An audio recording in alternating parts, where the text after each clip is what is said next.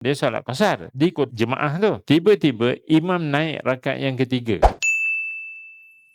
Kalau orang solat qasar, dia naik di tapah tu, di arena tu, dia solat qasar, dia ikut jemaah tu. Tiba-tiba imam naik rakaat yang ketiga, maka makmum yang qasar tadi wajib menjadikan solatnya sempurna.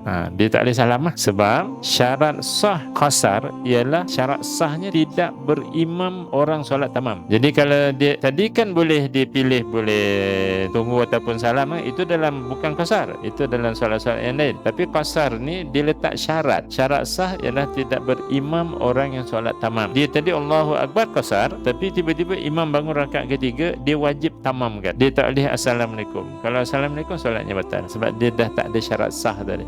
Solat dia kekal sah dengan syarat dia kena ikut imam tadi.